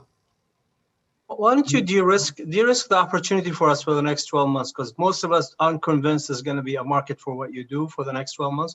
So de-risk it for us in a few sentences, please. Well, if you look at the strengths that we have, this is a new approach, and it offers better control for property owners, and it's COVID compliant, and it gives a great value for customers. And there is a weakness as well. It's new to market. We have less support, and also there's no comparables in the market. So we need to come up with a strategy to make sure that the opportunity of changing customer wants and needs and larger market needs to be adopted through a strategy of highlighting negotiation and gamification, focusing on specific areas like New York, London, and then expand. And then for weaknesses, we need to monitor the trend, SEO-based promotions, and also gain a lot of early adopters through several means in terms of social media, viral loops, and other things. Yeah, I hear you. It didn't really do it for me, but I'm gonna yield the space for others to ask questions. Hi, this is Keith. I'm a frequent traveler. I've been traveling the whole time through COVID and use a lot of different booking sites. And I'm not really clear because most folks, most platforms have COVID compliant postings. So you know which places are complying. Also, you can interact, for instance, with Airbnb with the host directly. So I'm not really clear on what the differentiators are and what your advantage is. True. The kind of evaluation that we are doing is completely online and very quick to do in terms of COVID checks, and it's not that painful for the property owners to start distributing lots of information. We just have to make sure that there are a lot of things available, and those things are available for customers as well as a stream through. It's real time. And in terms of negotiation, even though it is available in the B&B, it's all through emails, and then communication is not real time, and then communication doesn't allow multiple clients to provide in a bidding environment. So those are the things that we offer as a part of our service. And also the key feature that we are offering, which is through our AI algorithm that takes customer affordability and also property owners minimum rent expectation and lots of other factors, including how much other properties are selling in and around that area, and proposes the most appropriate price for them. So it's almost like a win-win-win deal for everybody, which is missing at the moment in the market. So I just want to be clear on this. Is that something like the Yield Star, where it tells the property owner what the competitive properties are and adjusts their rate to the market? It doesn't say. Say, for example, you offer a property at $300, and then me as a property owner expect $200 minimum. And then in and around that property, there are plenty of properties selling at $280, $290, $200. And looking at availability, how many rooms have sold, and many other criteria, the AI engine would propose 265 or 268 or 260 price. That would be more than what property owner wants and less than what customers can pay, and also gives a good margin for bid beds. So it's a win-win-win deal it creates. Hi, I've got a question for you. What is the founding date of the company? This the BitBeds was found in 2015, and Bit2Bed is a US company, and we merged together in 2018 to form this group of 8 people. So what happened from 2015 to COVID to 20? So from 2015 to 2020, first few years, we built the platform, and then we tested the platform with few properties in London. And then similarly, the algorithm was well tested in the US. And in 2018, we met each other, Bit2Bed and BitBeds, and we decided to merge because it's a fantastic platform to merge the two things together. And then we tested it with 25 properties in London. And then we were about to launch this in March this year, 2020, but the whole market crashed, so we couldn't do anything after that. How much money have you raised from 2015 onwards? So far, BitBeds has raised about £150,000, and then Bit2Bed has self-invested roughly about $150,000. Please, I would really ask you to proceed it in our chat with all the questions about fundraising, etc. Very important note, which I should say, because we need to proceed with our next startups. But also, I would like to remind you that we are broadcasting live on Facebook, LinkedIn, and YouTube. And I'm asking all of our judges and all of our startups to subscribe to our YouTube channel, Unicorn Cap. You may find it. By the way, my team, Lida and Yulia will help you. They will also type in, they will send you the links in our chat. So please check it. Go and subscribe and know where you may find and watch the unicorns, the future unicorns are to be born. I hope this is also about our today's startups, because I can see that the industries are really different and presentations are really bright, and I hope the next ones will be also the same one. The only thing which I can see that our next startup is actually either has some technical problems or he was scared of all the other startups, of competition, and he didn't show up. Sometimes it happens. Anyway, we will proceed with the next startup. Hapster was supposed to be the next, but we'll go on to our number 9. Also, I would like to remind you that today, guys, to all of our judges, please remember that after the last startup, we'll stop pitching and all the questions will be asked. Q&A session will be done. You won't have any time, you will have maybe 1 minute additional to vote for everyone. So please make sure that you voted for each of the startups from 1 to 5. You got the link for each startup, so please be attentive. I'm definitely sure that each of your voices, each of your actually points is valuable to each of the startups. So in that case, we'll proceed with number 9, web gap. If we may start. View, are you ready? I am ready, yes. Hello, everyone. Let me just share my screen with you and start presenting.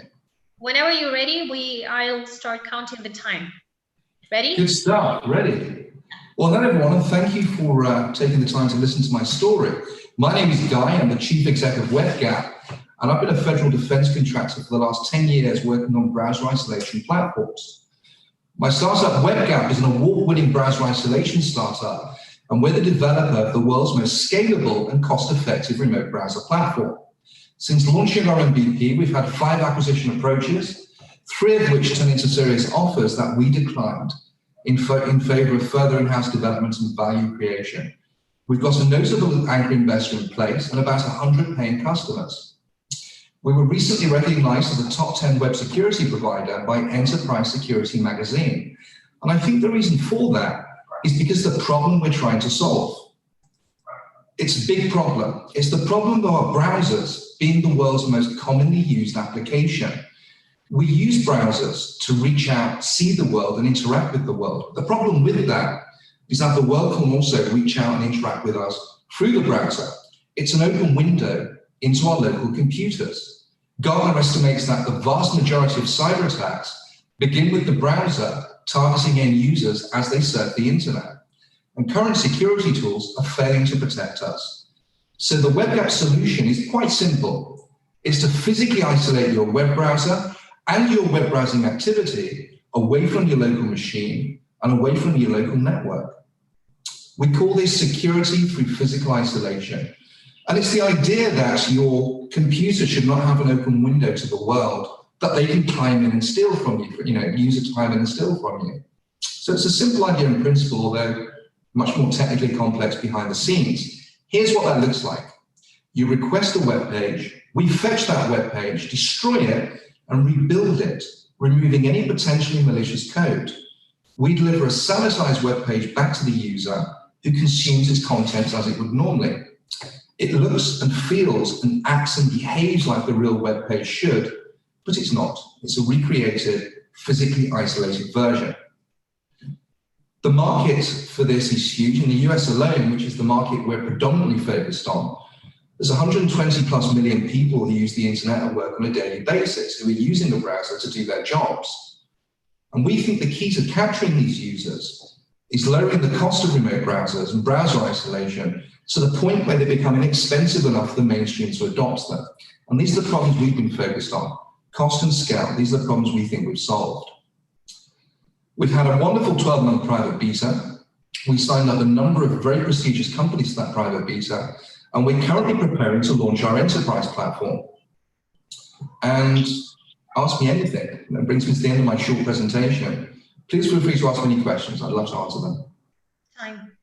Good. Thank you so much. A very simple one. Can you show the slide you talk about you were being approached for acquisition for a second, please? The slide when as you do that, did you actually get an offer, or you were just approached to ask about where you're up for sale? That's the first question. We received 3 solid offers from Cisco, McAfee, and Netscape. We turned all 3 down. If that's the case, what do you think the reasons why you're getting so many offers by these big companies? So these guys are operating what's called a web gateway, enterprise web gateways. And the problem with the web gateway is that it relies on threat intelligence to categorize inbound URL traffic as safe or unsafe. But it can only categorize at any given point 65 to 70% of the traffic passing through it. So there's a whole chunk of URLs there that users aren't getting access to because they can't be categorized. The answer for these large enterprise security companies is to bolt browser isolation capability onto their web gateway, allowing them to deliver 100% of the URLs through their web gateway. That's the enterprise delivery model. And I have the last one. Sorry for taking so much time from my other colleagues here. If you got 5 acquisition approaches, I presume they might be solid enough. Why are you not taking it?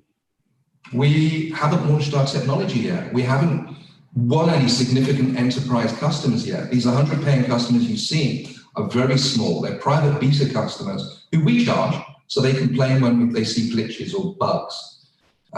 These are very small user groups of customers, so nothing to boast about in terms of revenue or user footprint. And when we launch our platform, we're suddenly in a space where we're going after groups. We just signed an agreement with Citigroup, for example. We're entering proof of concept with them. They've got 350,000 users. So we figure that we shouldn't even begin to consider selling our company until we've got to the point where we've onboarded our first few enterprise customers. We've got a significant chunk of users on our platform, and we've matured our offering further. We've only just finished core development. At the moment, we're working on enterprise features. We've got a working MVP in the market that has got a whole bunch of stuff missing from it. So we're focused on value creation. The short answer is we got lowballed, and that's quite natural. We're a pre-revenue, pre-finance startup, right? We were when the offers came in. The notable anchor investor we got only came in a month and a half ago. We've also had another 2 acquisition approaches this year. These were all last year from Palo Alto Networks and Thoma Bravo representing Sophos. They're in very early stage conversations, but again, we're not really focused on acquisition at this stage. We're focused on proving our model, proving our platform, seizing market share, and establishing dominance over our competitors. Thanks, guys. I'll you back. Thank you. If some of our other judges has questions, please. Yes. like I have a. You Could have shown a expand on? slide for companies in your private beta. How long has this beta been running, and when are you hoping to convert some of this into paying customers? It was a 12-month private beta, and it ended about 6 or 7 months ago. Since then, we've been onboarding very small groups through our website. We charge them $5 to use our MVP, whilst we focus on building out the enterprise kind of features and functionality that big businesses will need. And it's not just features, it's also integrations with their web gateways, their single sign-on platforms, all of their bits and pieces in the cybersecurity ecosystem. We need another month and a half, possibly January the 1st onwards, to launch our enterprise platform. And then we'll plow into this base of private beta customers and look to onboard 1 or 2 of them in the first quarter of 2021.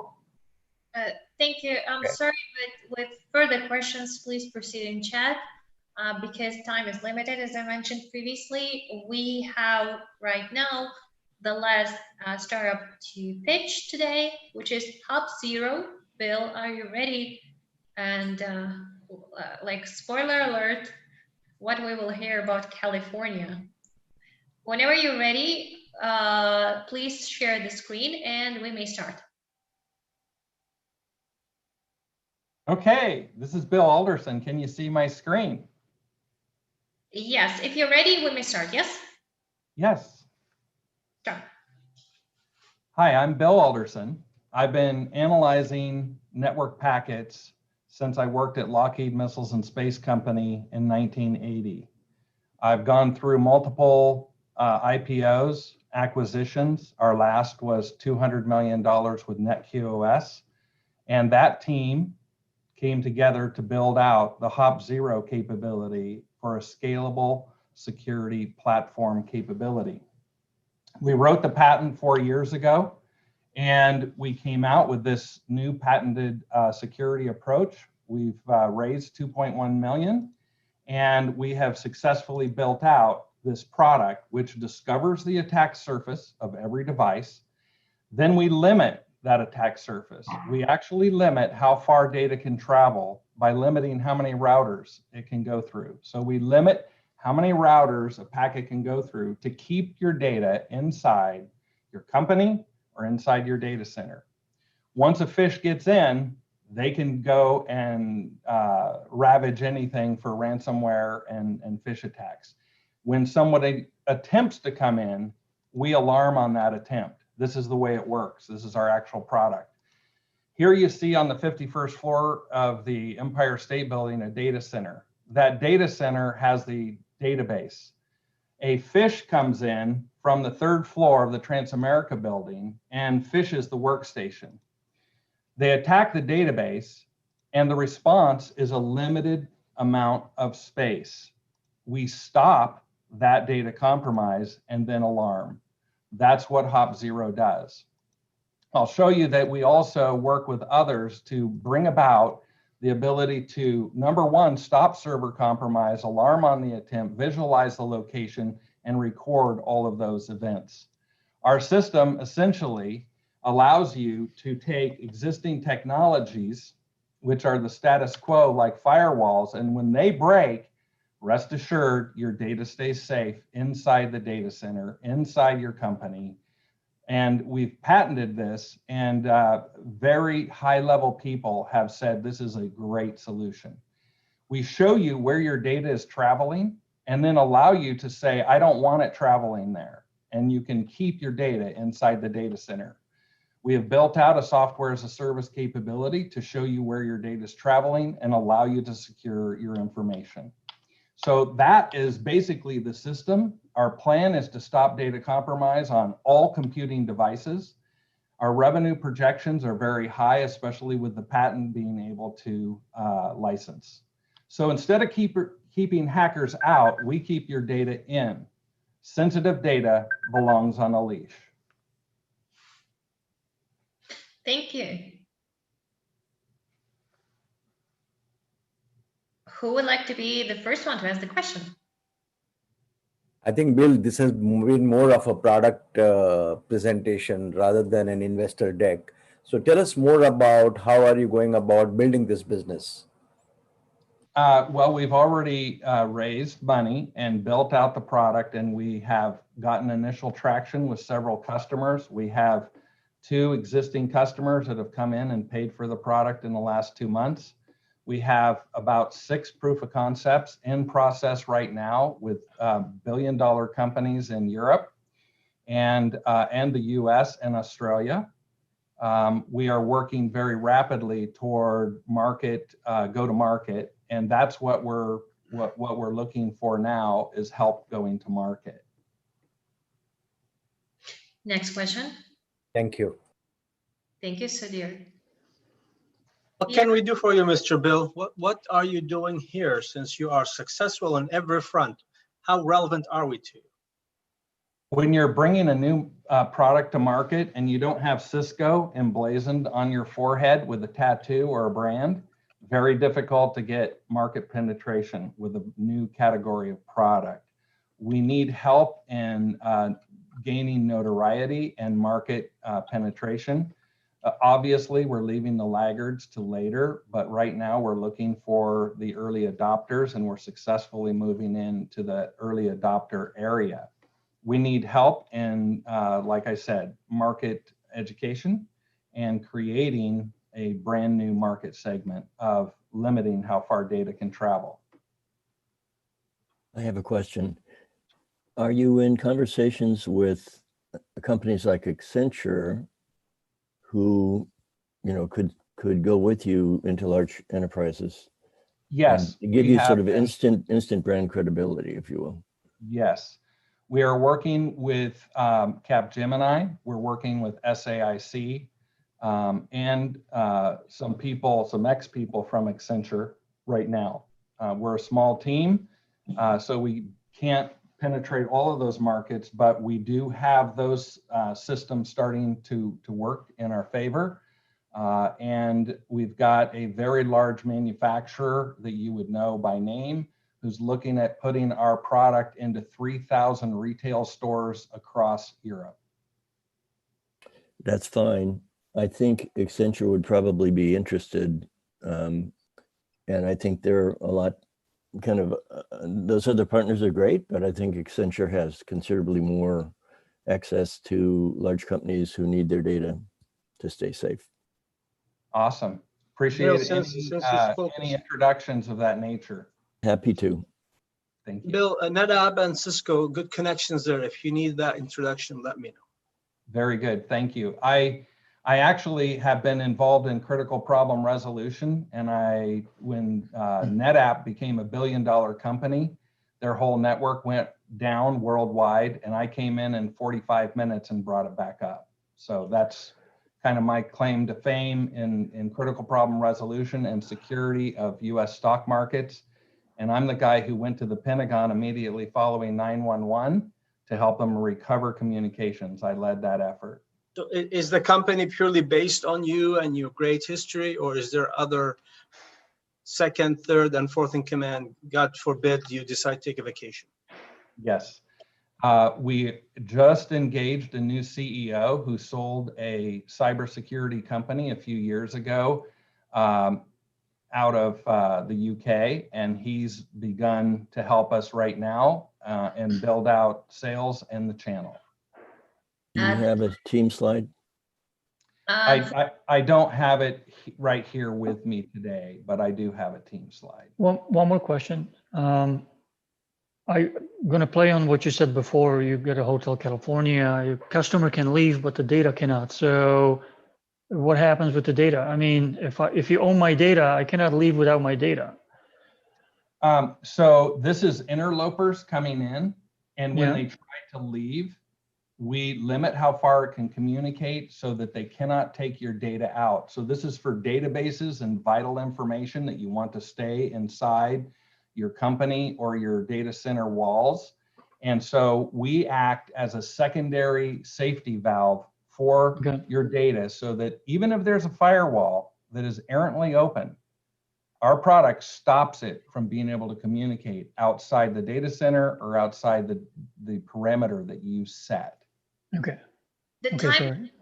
I'm sorry, unfortunately the time is up, but as I mentioned as well, before you may still proceed in our chat section, so please do that. You still have one minute to vote for each of the startup. I still hope that you already done it for each of those.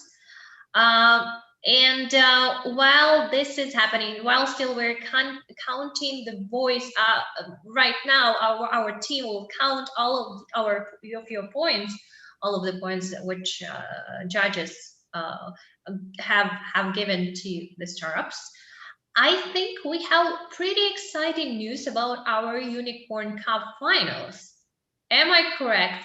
Anna and Alex, I would like to address now our CEO, Alex Soroka of Startup Network.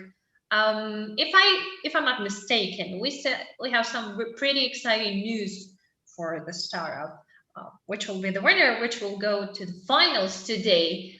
May you share it now, please? Thank you, Maria. I don't know where is Anna now. So, I'm here. Don't you see me?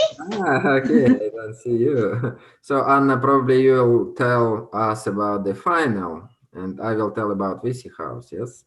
Okay, if you would like so. The winner of today's Unicorn Battle will pitch live in front of the really sophisticated audience of the top VCs and private investors and angels from all over the world. Will be presenting North America besides all other winners from all other continents. It will be happening on 20th of November. Please mark the date in your calendar. But in the meanwhile, till we're getting our finals prepared, Alexander, now it's your turn to say what you have for the winner of today's battle. Another possibility for winner to take part in the meeting of our VC house. We have meeting in our deal flow rooms and can and have possibility to talk with the winner more, probably for 1 hour. So the members of our VC community, it's closed community, can understand more about the startup and ask much more questions. So we are waiting for you, the winner. We don't know who you are still, but we are waiting for you at our VC house. If you are VC and you are still not a part of our community, please join us. And so, Anna, the floor is yours. Thank you, Alexander. Startups did a really great job, and I envy you. Your job is done because our judges will have to work a little bit now. But besides evaluating the investment potential of the startups, which I hope you already did, and the girls will be closing the votes, please take a short second to vote at our poll. Girls, can we have a poll published? What industry do you think has the most investment potential right now in North America? We had done it already in Australia. We had done this poll in Asia. We had done this poll in Europe and South America. Now it's your turn. And then I will tell you some more insights and we will see what opinion does our expert board have today. Okay, do we have the votes already published? Do we know who the winner is? Oh my gosh. Oh, what a surprise. Okay, there will be, yes, you love it. Okay, Maria, the floor is yours. Go ahead. I already know all the inside, but I will keep my mouth shut and let you announce this great thing. Okay, this is pretty exciting news today. Guys, I'll tell you honestly, by the way, when yesterday I was doing the test, but we had a call with all the startups and I was listening to and like making introductions, like, and you're telling me your stories. I was so excited about the differences we had today because this is general battle. And honestly, I actually expected that there will be surprises at the end. I'll tell you honestly, but I didn't expect the current surprise which is happening right now. Guys, please do also participate in our polling. This is really important. This is really interesting as well, exciting. But now, as Anna mentioned, one of the most exciting parts of today's battle is actually announcing the winners. And the third place goes to Natrion. Alex, congrats. You got the third prize today, the third place. Our front runner, our second place goes to Envicore. Shahrukh, are you here? Hey, thank you. Thank you. And one of the most exciting things and funny things which actually happened today. Look, guys, what is happening? We haven't done it before because our computer counting the votes, and this season we never had situation like this, but now here we are. Okay, Maria, you can announce it. I'll tell you honestly, because I have joined the team just recently. I was going to ask, did it happen in the past, like in the past seasons? Yeah, past season, yes, we had that. No, not the first place, but we had 2 second places and 2 third places. Today, guys, we have 2 winners. We have 2 first places, and you can see it on your screen. Half Zero and WebGap, you won the first prize. What is it? Congratulations. Alexander, so you tell us, what we're gonna have a final battle, startup against startup, live? No, I think we will take both. So okay. 2 startups will be pitching in the finals. So I really want to congratulate you and Bill. You're the winners today. Congrats, you got the first prize. Awesome. Anna, have we double checked, since these 2 are cybersecurity experts, if any of them have hacked into the election process? Okay, we'll double check it. You can all see it at your event page. If you reload it, you'll see the results that I just shown. They're all public. Now, we are not hiding anything, of course. Congratulations to the winners. Yes, it was really a great battle. Sorry, go ahead, Maria. I'm sorry, Anna. I'm so excited. I really want to hear the feedback from the winners. You are the winners today. Congrats. Thank you so much, everyone, for your votes, time and attention. What a great contest. There was some very strong competition in there, and I'm thrilled to have come in joint first place with another cybersecurity company. That's wonderful. Thank you so much. And thank you very much. In fact, about the election, if we use our technology to lower the attack surface of voting machines, we can keep voting safe by limiting it to the inside of each county that's voting. Our technology is groundbreaking, and we're so pleased to be part of your program today. And also, you pair up our 2 solutions of our data center to keep your high-value data safe, plus the web browser that stops the phishing. You've got a 1-2 punch. I love that guy. He's always pitching. Wonderful. Yes, great, Bill. Well, way to do it. Absolutely. And congratulations again. And can we have the results of the poll published? Now we will see what we'll have. So, Alexander, look, you said when we have a fintech battle, everybody's voting for fintech. When we have a health tech battle, everybody's voting for health tech. And now here, we still have health tech as a winner. You see, all our VCs and investors think that they invest in health tech. We'll help them out. Then goes AI, and then fintech a little bit. Oh no, deep tech. And then goes fintech and all other things, which is really interesting. And we don't have cybersecurity here in our poll. So, well, AI won't help. You cannot keep the boss happy, Anna. Just don't worry about it. You can't keep them happy. we keep expanding and expanding. We didn't have clean tech before.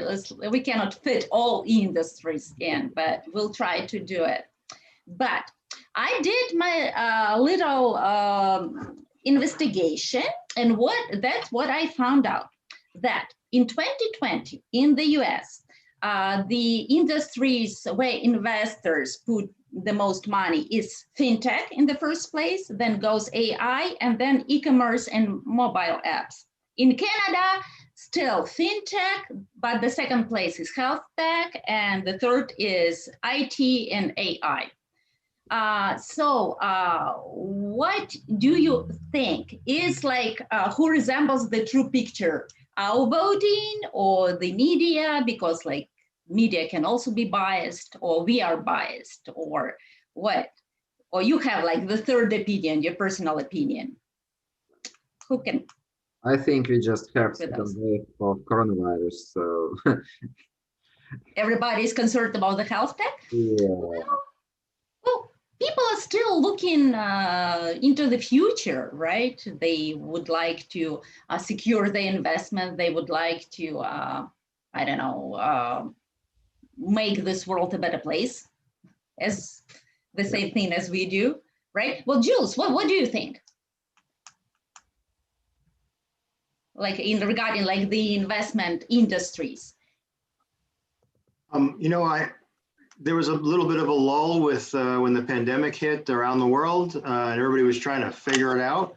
But since then, I think everybody's gotten comfortable with doing investment meetings like this. People are writing a lot of checks. There's still a lot of dry powder out there. So I think it's full speed ahead. But what industries? Like, oh, industries. Is it? Is it? Well, I voted for health tech and AI in the poll. Okay. Yeah. It's really interesting to hear from Kate, because she really sees a lot of startups, 500 startups. Kate, what do you see?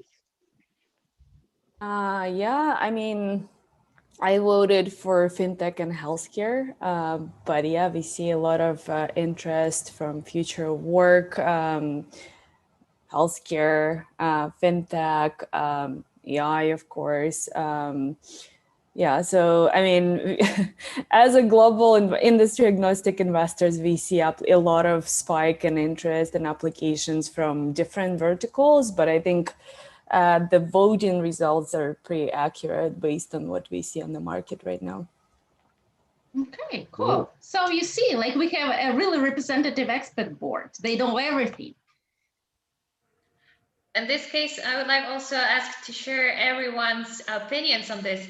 I will just quick comment because I'm listening to a lot of people in your guys. We're really excited. It's really exciting actually to listen really to not almost, but all of your opinions. And the more you're listening, the more you understand that, for example, like really, I would say top 3 as in this polling, this is like really true. I mean, AI, now health tech become after the pandemic situation, one of the, like the top 1, sometimes top 3, even top 1. Quite often fintech will be here like for a long time. And as part from my background with the blockchain, I would tell you that what I've heard from my teams, from I'm listening to, now I know a lot of cybersecurity teams which are helping, first of all, this is really important for especially DeFi projects which are now coming up, to protect them. Crypto exchanges, they need all of this. So cybersecurity will be rising as well, because we need to feel secure in the internet. As far as pandemic also influenced that we are more online. And second of all, I hear a lot about deep tech. So tell me, is also apart from the top AI, fintech, healthcare, health tech, also deep tech, can you tell, and cybersecurity are additionally to, in your opinion, two very major topics like to follow? Who would like to comment on this? Maybe Frederick. Did you, or maybe? No, I lost you there for a while. Henry. Yeah. Maybe because sometimes like you're switching the phone, so please untune yourself. What do you think about the rise of cybersecurity teams? A lot of startups are going there into this topic, especially, and also about deep tech. I'm hearing it more and more often. Maybe Henry, would you like to comment on this? Sure. So I think I'm not, I think I wasn't surprised about the voting. I voted for AI and health tech. FinTech should be up there as well. In terms of addressing your question, Maria, I'm not surprised deep tech is actually getting a lot of interest. I've been hearing a lot of people getting more interest in the space tech. Space tech is interesting, but it's something it's a little bit still remote for me. I'm sure there are a lot more smarter guys than I am to look at that space, but I think it's an area in years to come. But these deep tech, to me, depends how you define it. Sometimes could be pretty far away, 10, 20, 30 years. But there's certainly interest because it's a good headline, and also it might be potentially solving some of these issues that will happen years to come. No surprise, since cybersecurity has been very hot the last 5 years. I think it'll be hot for a while because just the fact that most of the world is moving online. So I think there's just a lot of interest out there. I'm not sure it's the number 1, 2, or 3, but deep tech is certainly getting a lot of interest overall in the space. In this case, I would also ask maybe the founders of our startups a quick question, because I believe you've been doing a lot of research. So far, can you also share, like Anna did, with the results of your research? Maybe recently somebody of you did something similar. Are you asking me? I'm asking who would like to speak out. What was that question again? I'm so sorry. My CFO was just congratulating me. For example, Anna just recently also voiced the research she did, like on the poll which was done, which of the industries will be like on the rise. So have you been also doing kind of research before and trying to like forecast which of the industries will be on the rise and which we definitely need to follow? I think, Maria, we will have an opportunity to find this out during our next battles. And if we can share the links, because like next week, we will have 3 battles in a row, Monday, Wednesday, and Friday. And we will go to Australia, to Asia, to Europe, and also to MENA region and Africa. So please stay with us, and you can always travel around the world. Like when I was a little girl, I always wanted to travel around the world. I didn't know the world virtual by that time, but here I am. You should be afraid of what you wish when you are blowing the candle, right? Okay, can we have a screen? Can you show us? Okay. Share the screen, yes. Yep, no, I'll do it. So next week, we're gonna have the FinTech battle in Asia and Australia. We're gonna have the AI battle in MENA region in Africa. It will be a really interesting one. And we'll have a general battle in Europe. So please stay tuned. Everyone is welcome to join us. We always would love to see you. It was great to see you with us in North America. Thank you all. Thank you, Maria, for this great battle. Thank you for the support team. Good job, startups. Congratulations to winners again. And see you. Thank you. Bye-bye. Thank you once again. Thank you. Thanks, Anna. See you. Thank you. Bye. Thank you. Thank you very much. Same Bye. channel. Thank you, everyone. Thank you, guys. Bye. Thank you. Bye. Thank you. Bye. Thank you, Alex. Bye. Bye-bye.